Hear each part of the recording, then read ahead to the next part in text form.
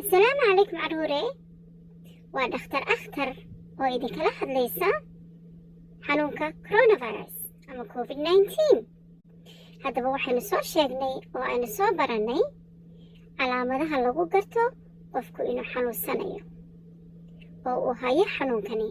laakiin mararka qaarkood xanuunka waxyaabaha aynu soo sheegnay ee madax xanuunka iyo xumadii ay ku jiraan iyo intii kale nidin soo sheegay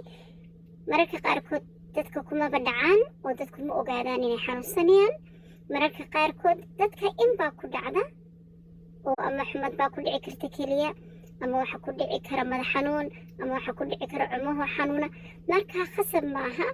inay calaamadahaas oo dhan qofka ku dhacaan si loo garto inuu qabo xanuunka coronavirus marka waxa wanaagsan qofku inuu aad isku ilaaliyo